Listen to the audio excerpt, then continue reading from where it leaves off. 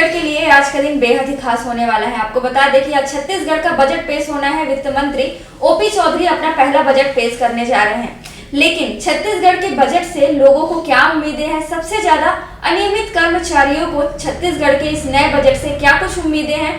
छत्तीसगढ़ अनियमित कर्मचारी के संयोजक गोपाल प्रसाद साहू जी हमारे साथ मौजूद हैं। उनसे कुछ बातचीत करते हैं और जानते हैं उनकी नई सरकार से क्या उम्मीदें हैं। क्योंकि जब छत्तीसगढ़ में सरकार का गठन हुआ था, नए सरकार की गठन हुआ था, तो उन्होंने कहा था कि 100 दिन के अंदर इनकी जो मांगे हैं, जिनको लेकर ये प्रदर्शन पर बैठे हुए थे, वो 100 दिन के अंदर पूरी होगी। और क्या बजट में इस बार इनकी मांगों को रखा गया है? क्या कुछ मांगे थी इनकी, इनसे जानेंगे। और अभी जो बजट है उनसे इनको क्या क्या उम्मीदें हैं, इनसे जानते हैं। गोपाल प्रसाद साहू जी, आपका स्वागत है हमारे चैनल में। आज छत्तीसगढ़ का बजट पेश होना है, क्या कुछ उम्मीदें हैं छत्तीसगढ़ सरकार से? प्रदेश के जो नियमित कर्मचारी हैं उनको तो इस बजट से काफ़ी उम्मीद है। और जैसा कि आपने कहा कि हमारा जो संगठन है छत्तीसगढ़ प्रगतिशील नियमित कर्मचारी फेडरेशन, इसके लिए निरंतर प्रयास करते रहा है और समय समय पर अपनी बातों को आप लोगों के माध्यम से हम सरकार के समक्ष पहुंचाते रहे हैं। हम 1 तारीख को माननीय मुख्यमंत्री महोदय से मिले थे अपनी समस्याओं को लेकर, फिर पुनः 3 तारीख को हम मिले थे। अभी फरवरी 3 तारीख को 2-3 दिन पहले मिले, मुलाकात किए और हमने अनुरोध किया कि भाई आपका जो कमिटमेंट के अनुसार या फिर जो हमारी जो समस्याएं हैं उसके लिए आपने जो कमिटमेंट किया है उसको आप शीघ्र पूरा करें। और हमने अपनी बात सारी चीज़ रखा, बहुत गंभीरता से उसने सुना, पढ़ा भी और उसने आश्वस्त भी किया है। इस परिप्रेक्ष्य में काफ़ी उम्मीद है कि इस बजट में प्रदेश के नियमित कर्मचारियों की जो नियमितीकरण और जो हमारे जो साथी निकाले गए हैं उनकी बहाली, इसी प्रकार क्या है जो आजकालिक है, जो बहुत कम तनख्वाह मिलता है, जैसे रसोई की बात करें 1,500 मिलता है, या फिर आंगनबाड़ी की बात करें, या मितानी जो जॉब वर्क में है, या फिर हमारे जो गौ सेवक जो काम करते हैं वो उनको जॉब दर में बहुत कम तनख्वाह मिलता है। फॉरेस्ट में जो जॉब दर में काम करते हैं, इस तरह से तमाम जो हमारे साथी हैं उसके लिए हम चाहते हैं कि जो न्यूनतम वेतन सरकार दे और जो आउटसोर्सिंग ठेका या फिर सेवा प्रदाता की जो है उनको बंद करके एक नियत समय में उसको नियमित करें। इन सारे मुद्दों को लेकर के हम समय समय पर 10 सूत्री मांग को लेकर हम मुलाकात किए हैं और सकारात्मक चीज़ें निकल के आई हैं। लेकिन ये सकारात्मक चीज़ जब मानी जाएगी जब बजट में इस प्रकार की कोई बात हो, जैसे मितानी लोगों ने बात की है कि 50% जो भी इंसेंटिव देंगे उनको राष्ट्रीय स्वास्थ्य मिशन में ऐड करेंगे। इसी प्रकार क्या है जो रसोईया है उनकी रसोईया स्कूल सफाई कर्मचारी उसके वेतन में 50% की वृद्धि करेंगे। ये सारी चीज़ें कल की बजट में हमको दिखाई देना चाहिए, तब हम मानेंगे कि वास्तव में सरकार ने हमारे लिए कुछ किया। फिर भी हम बहुत आश्वस्त हैं चुनाव को, बिल्कुल।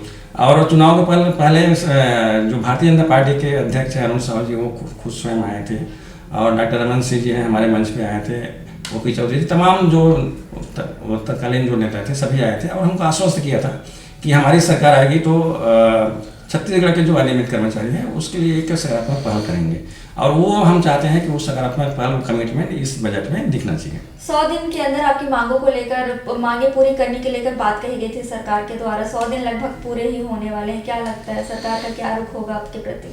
देखिए सरकार हम चाहते हैं कि जो उसने कमिटमेंट किया है, लेकिन थोड़ा इसमें स्पष्ट करना चाहूँगा कि भारतीय जनता पार्टी ने जो मोदी की गारंटी जो पत्र है उसमें प्रदेश के जो कर्मचारी हैं उनकी समस्याओं के संबंध में एक समीक्षात्मक पहल करने के लिए, एक शुरुआत करने के लिए 100 दिन के अंदर कमेटी गठित करने की बात की है और उसमें अनियमित कर्मचारी के जो पदाधिकारी हैं उसको संगठन पदाधिकारी उसको शामिल करने की बात की है।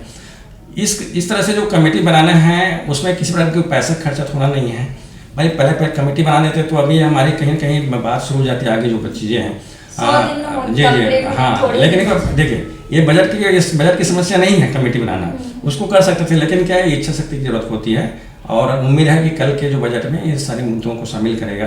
लगातार आप मुख्यमंत्री जी से मुलाकात कर रहे हैं, बाकी मंत्रियों से मुलाकात जी अब हमने इस प्रकार का आश्वासन दिया जा रहा है। देखिए इसके पहले हमने 1 तारीख को माननीय मुख्यमंत्री महोदय से मिला, उसके बाद हमने 27 जनवरी को माननीय अरुण साहू जी है उप मुख्यमंत्री, माननीय विजय शर्मा जी हैं, उनसे भी हमने मुलाकात किया था। हमने निवेदन किया था सर हमारी समस्याओं को तो तत्काल थोड़ा से इस पर गंभीरता से विचार किया जाए और कुछ पहल करके कुछ आश्वस्त किया जाए। अभी क्या है 10 से 15 मार्च तक लोकसभा चुनाव का आचार संहिता लग जाएगी, तो इससे हमारे जो अनियमित कर्मचारी हैं थोड़ा से आशंकित है कि कहीं फिर 84 तलाक गया तो फिर और 3-4 महीने के लिए फिर से डिले हो जाएगा। अगर जी आचार संहिता से पहले आप लोग की मांगे पूरी नहीं होती तो एक बार फिर से प्रदर्शन का दौर छत्तीसगढ़ में दिख सकते हैं? नहीं, स्वाभाविक रूप से देखिए, हम अपना बात क्या तरीका होता है एक कर्मचारी के साथ। एक कर्मचारी के पास 3 ही तरीका है, आवेदन, निवेदन, आंदोलन। हम आवेदन किया, निवेदन भी किए मिल करके। यदि सरकार हमारी बातों पर नहीं सुनती है तो स्वाभाविक रूप से आंदोलन में जाना पड़ता है, और हम नहीं चाहते कि किस प्रकार के आंदोलन में हम जाएं। लेकिन आपके माध्यम से भी मैं कहना चाहूँगा, प्रदेश के मुखिया हमारे जो पालक है या फिर जो हमारे गार्जियन है, उससे मैं कहना चाहता हूँ कि हम लोग आपके बच्चे हैं, बच्चे के समान आप हमसे ट्रीट कीजिए और जो कमिटमेंट है उसको समय पर पूरा करें। क्या कुछ मांगे थी? 10 सूत्री मांगों को लेकर आप लगातार प्रदर्शन में बैठे हुए थे, क्या कुछ मांगे थे? देखिए, हमारे अनियमित लगभग प्रदेश में 7 लाख से अधिक अनियमित कर्मचारी हैं। उसमें 3 वर्ग के प्रमुख रूप से हैं। एक तो जिसको तुरंत नियमित किया जा सकता है, जो संविदा है, दैनिक वेतनभोगी है और सोर्सिंग ठेका है, इस प्रकार के जो समतुल्य मानदेय वाले हैं उसको तो तत्काल सरकार नियमित कर सकती है। दूसरा, जो न्यूनतम मानदेय वाले हैं, जिसको क्या है 1,500, 2,000, 3,000 या 5,000 तनख्वाह मिलता है, उसको न्यूनतम वेतन सरकार को देना चाहिए। तीसरा जो हमारे वर्ग है, जो निकाले गए कर्मचारी हैं, उसको भी आश्वस्त किए थे समय समय पर, उनको भी अपेक्षाएं हैं, वो हमारे साथ संघर्ष किए हैं। हम चाहते हैं उनको कम से कम रोजगार दे सरकार। जैसे मैं बताना चाहूँगा कि हमारे साथ जो आप देख सुने होंगे, कोरिया और दुर्ग में महिला वॉलंटियर थी, जिसको 1,000 रुपये मिलता था, करीब 4,000 थी, उसको आज 2 साल से बैठे हुए हैं। इसी प्रकार हमारे जो प्रेरक साथी हैं या फिर क्या है जो जन भागीदारी शिक्षक हैं, जिसकी संख्या लगभग क्या है 3,000 है, और फिर क्या है औपचारिक शिक्षा वाले हैं, अलग अलग वर्ग के अलग अलग और कर्मचारी हैं जिसके 50-60 संख्या है, वन विभाग के हैं, स्वास्थ्य विभाग के हैं, ये तमाम जिसकी संख्या लगभग 40,000 है। हम चाहते हैं कि सरकार इनको रोजगार दे। आप नए भर्ती कर रहे हैं, नए लोगों को ला रहे हैं, जो आपके पास 2 साल, 4 साल, 5 साल, 10 साल काम किए। हम चाहते हैं इनको आप रोजगार दें ताकि उनकी रोजी रोटी चलता रहे, परिवार चलता रहे, किसी प्रकार की तकलीफ ना हो। तो इन सारी चीज़ों को लेकर के हमने 10 सूत्री का मांग रखा है, जिसमें हमने सारी चीज़ को सबके लिए, सभी वर्ग के लिए अलग अलग हमने मांग रखी है ताकि किसी प्रकार की कन्फ्यूजन की स्थिति ना हो। मतलब इस बार अगर बजट आता है तो काफ़ी उम्मीदें हैं कि आप लोग की जो मांगे हैं वो पूरी हो जाए। स्वाभाविक रूप से यदि क्या है, हम सरकार के लिए कुछ किया है तो हमको भी उम्मीदें हैं। हम दमदारी से बोल रहे हैं, हमने किया इसलिए हम मांग रहे हैं। आप ही मतलब आपका कहना है कि जो सरकार राज्य में सत्ता परिवर्तन हुआ था, एक प्रकार से उसका कारण आप लोग भी थे? नहीं, स्वाभाविक रूप से देखिए, अब हम तो स्पष्ट बोलते हैं। देखिए क्या है, यदि अब सरकार को एक प्रचंड बहुमत मिलता है, 54 से 54 सीट आया हुआ है। आप देख लीजिए पुराना पे जो 5 साल का 3 चुनाव है, बीजेपी का जो शासन रहा है उसमें 54 सीट नहीं आई थी, और हमारा अनियमित कर्मचारियों का जो वोट परसेंटेज होता है वह 15 से 20% होता है। स्वाभाविक रूप से हमारी जो सरकार बनाने में एक महत्वपूर्ण भूमिका रही है।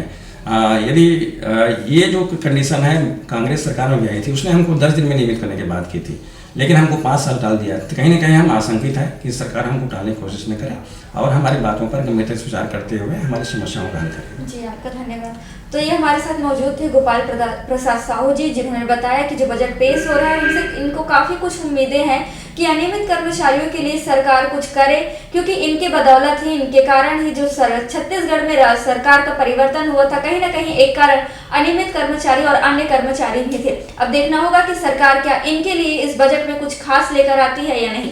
तब तक के लिए बने रहे हमारे साथ। कैमरा पर्सन अजहर के साथ में सारदा काछी।